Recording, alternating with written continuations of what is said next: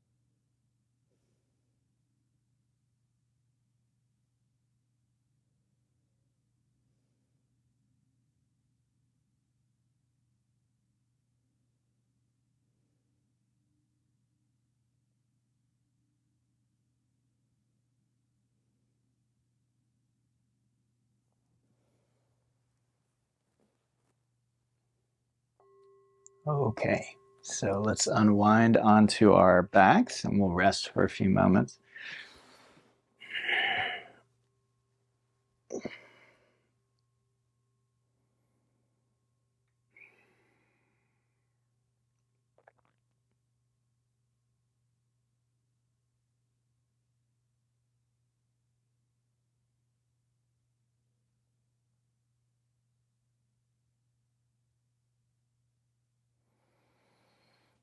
And then bringing those legs in,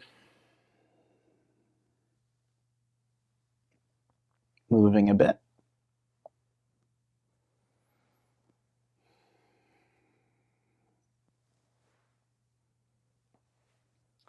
And then hinge up to seated.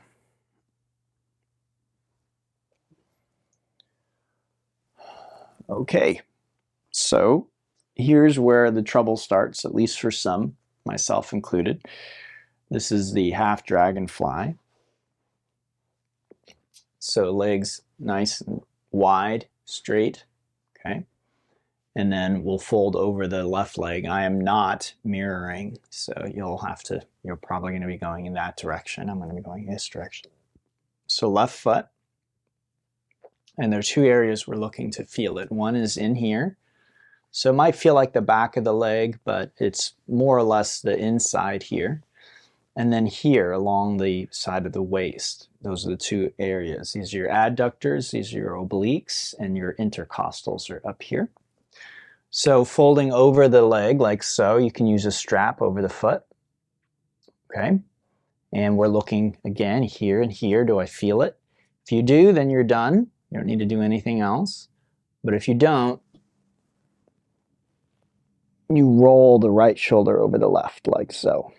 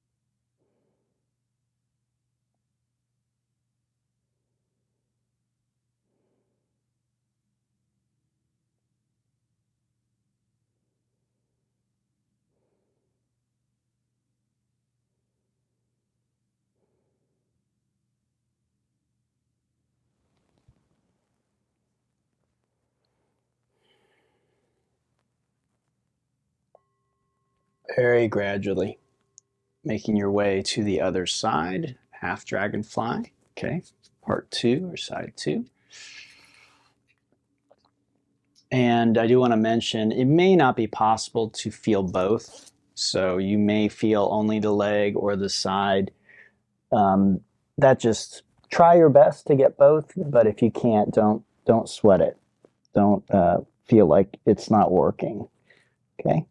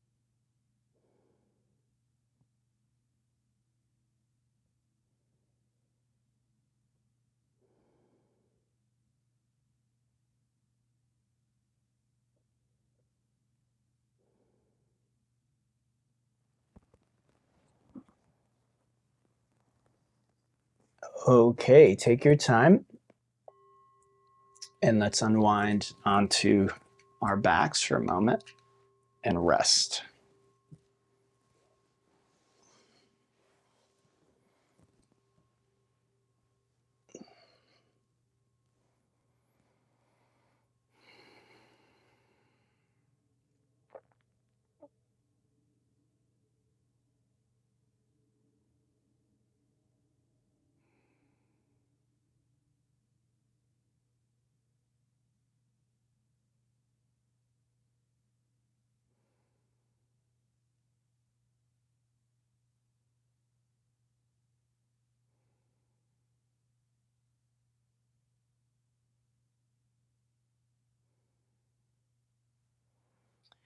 Okay, pulling legs in, give them a little squeeze, shake it off.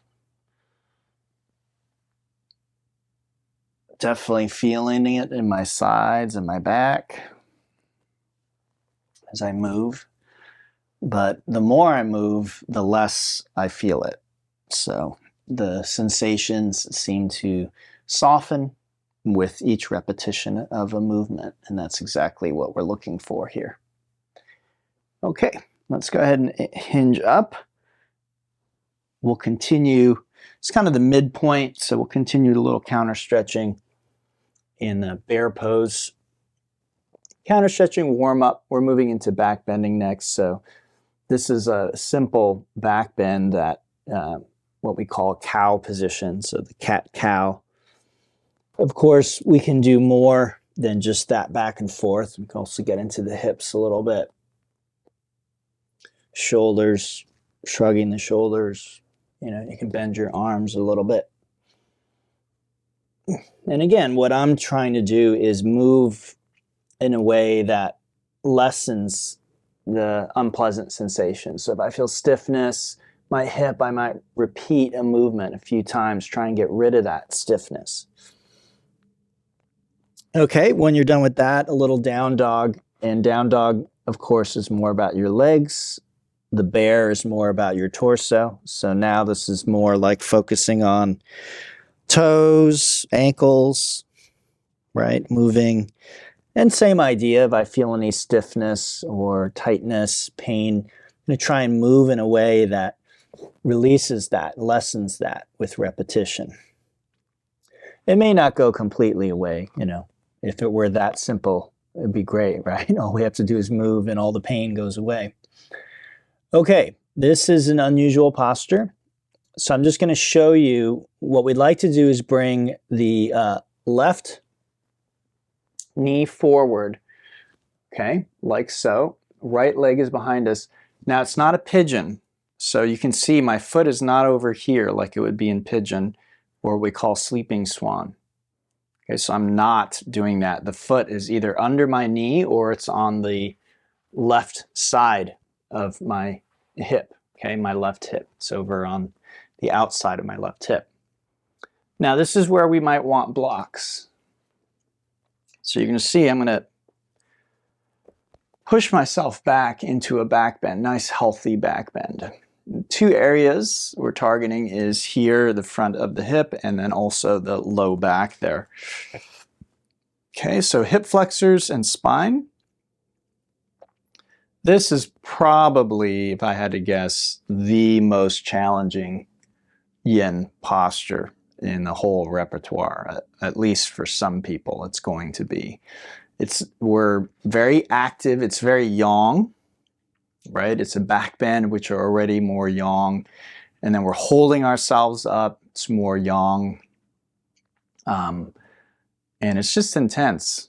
It's an intense posture. The substitute for this, if this is not appropriate, could be like a dragon flying high. So you could do that instead. And actually an upward pigeon. So you could bring that foot across like an up swan, what we might call an up swan in yin. You could use that as well as a substitute. I find this is more effective than those other two. So the dragon or the up swan, for me, this gets into the hip flexors a little better. Now, I actually like to play around with torso and hip. So it's subtle, but maybe you can see I drop my hip, I move my torso to the left. That gets into that muscle group. So again, right in here, there's muscles that are being stretched. So I can play around with my body position, try and maximize that. And these are the subtle things that, you know, like a teacher can't tell you at what spot exactly you feel a maximal stretch or the best stretch. And that's one of the things that I really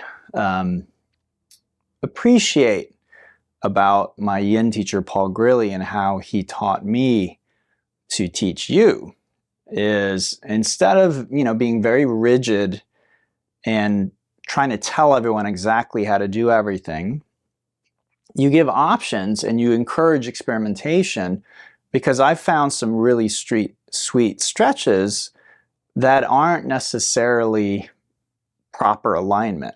You know, it's not exactly where everything is lined up perfectly in straight lines. So this is just the reality of having a human body. Human bodies aren't, they don't have straight lines. They don't have perfect geometrical shapes.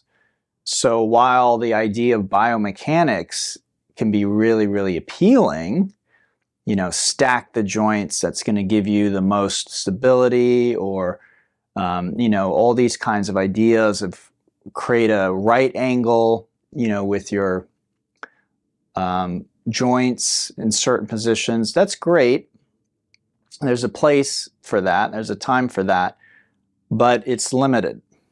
And we can get some really sweet things happening if we're willing to break out of that box. Now, here's the catch, or here's the deal. It's easier to do that and safer to do that in yin, because we're just holding this. So I can, you know, rock my hips around. I can try and feel into my body different positions, right? In a flow class, the other class that we do on Mondays, it's just not as much time to do that. You know, we'll hold for a few moments. You can kind of play around a little bit, but that class is much more about being able to move in and out of these shapes effectively, and, you know, just do that with the breath. So it has kind of a different emphasis. Not to say that the same principles don't apply. I think that they do, but maybe to a lesser extent. In the other class, I think form and discipline play a greater role. So, you know, being able to put our body into a certain position, we're not necessarily looking for the best stretch always. We're trying to, again, move effectively from, say, one shape to another, one body position to another with the breath. So it's not as relevant, you might say. It's still there, because again, you might find certain positions, if you're in a lot of pain, that just may not be a good position for your body. So the standard alignment in some of those shapes may need to be modified. Okay, let's switch sides here. Take your time. And this is the half seal pose. Hopefully you can see my leg here a lot better on this side. Okay, so again, it's important to keep the torso raised up, because it's also a back bend. I don't have a particularly impressive back bend, but hopefully you can see that there's a little bit of arch in my spine. Kind of hard to see with the hoodie, but hopefully you can see that there. And again, I can play around with my hips, right? Dropping my hip down, moving my torso over. I feel all kinds of different stretches in my left side. And that's a huge benefit. I know it doesn't sound like it, doesn't seem like a big deal, right? But when we do these things, we're getting into parts of our body that may not really get stimulated very much throughout our days. So we can go weeks or months without getting into those areas. And the hip flexors the muscle group here at the front of the hip. That's a good example of that. Those are muscles that often are neglected in modern life. We just don't use them enough and in the right way. They're sort of underused, underutilized, and abused. So this is something that is seeking to rectify that. This may feel like abuse, but oftentimes that's because it's something we haven't done in a long time.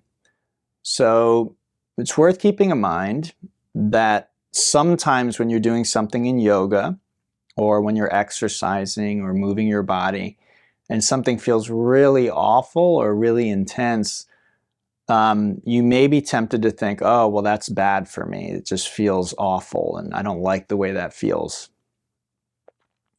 Sometimes that can be true. So there are certain things that maybe just for your body or, like someone taking your arm and twisting it behind your back, that's not going to feel good. And it's not good for you either. You're not benefiting by having somebody do that to you. However, there's a lot of things that we can do that they're uncomfortable because, again, the area, the muscle group, the joint, whatever it is in a degenerated state. It's not healthy. And so the stimulation doesn't feel good. It's almost like if you want to think about sleeping, if you imagine like you're asleep and someone comes and starts trying to wake you up, you're going to resist that. You're not going to want that. You're going to leave me alone, like I'm asleep. Well, it's a little bit like that with your muscles. If you don't use them, they get very weak, they get tired, and when you start stimulating them, they don't like it. I'm saying in a loose way, meaning it just doesn't feel good. Does that mean it's not good for you? Absolutely not. It is good for you. And so this is a distinction that we need to make in our practices, because it's all too easy for us to assume if something doesn't feel good, that just means we shouldn't be doing it. So this is a great example. I've been doing this all week as I taught classes, and at the beginning of the week, this was really painful. There's a lot of sensation at the front of my hip. It was very, very intense.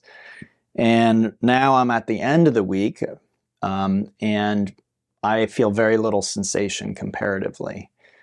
So this is a good way to approach practice sometimes. If we find something is really difficult, might actually take that and incorporate that into a daily routine that we do, and we try and make that easier. So, if push-ups are really difficult, you might start putting in a few push-ups as part of your daily routine. Maybe in the morning, you get up, do your meditation or something like that, and afterwards do a few push-ups, something like that. And again, push-ups can be done with the knees down, knees up. There are all kinds of ways of doing a push-up. They can be done against the countertop, right? If we're really not feeling strong, we can begin strengthening at an angle against the countertop. So a lot of ways to approach that if we find something isn't quite up to speed. If we discover that, we can address that in many ways. Okay, let's take our time coming out of that. We can put the blocks aside at this point. Probably won't need them, and we'll make our way onto our back.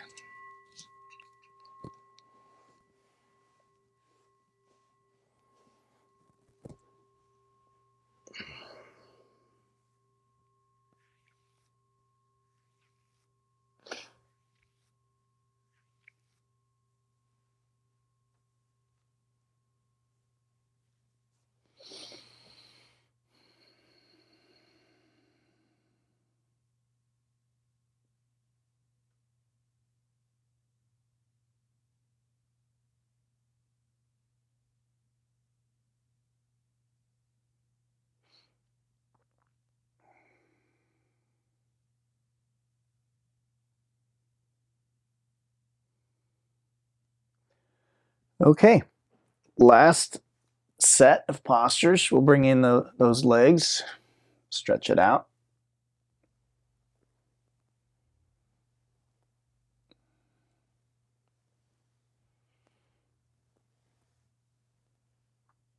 And we finish with hopefully a much easier posture for most, but possibly still slightly awkward. So left knee over the right, okay? You can lock the ankles if you want, but you don't have to. And then knees to the left. Make sure you check that, okay? And this is the twisted roots. And what we create is a spinal rotation and a stretch out here in the side of the hip and waist. Hopefully, that's the intention. Get a little bit of both. You may be able to see my shoulder and my knees are both in the air. Now, if I wanted, I could put blocks underneath the shoulder and the knee and support them, but I actually like the way this feels, so I'm not going to do that. It's not inherently unsafe, despite what some people might want you to think, okay? But feel free to use the support if you need it. I'm feeling nice stretch in the outside of my hip and waist here, the front of my shoulder. Those are areas where I often hold tension. So you can experiment with the leg position, the arm and head and neck position to maximize the stretching. And I'm also twisting my spine, probably not as deeply as I could, but that's because I'm trying to stretch the hip and waist as well. And this is called twisted roots.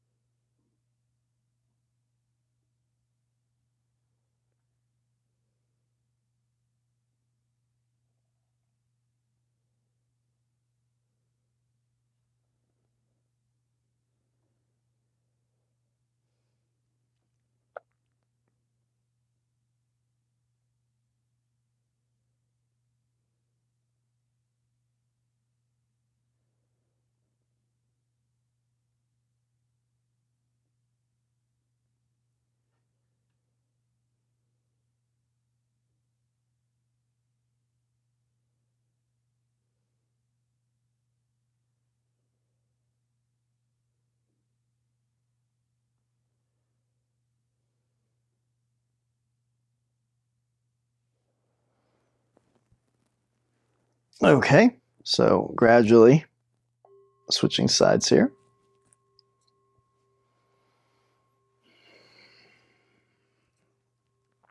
So please again, double check.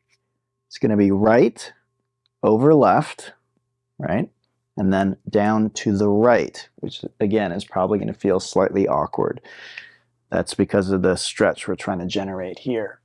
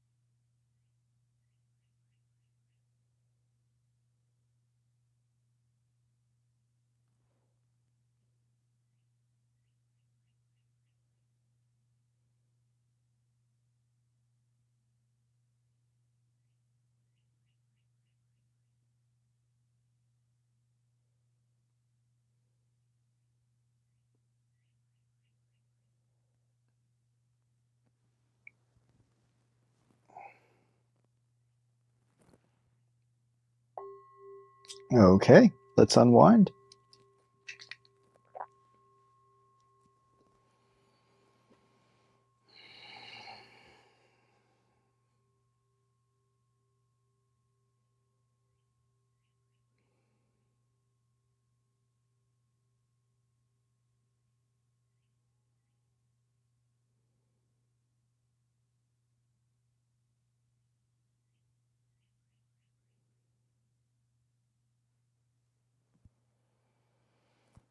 Okay, pulling the legs in, we'll give them a little squeeze, shake it off.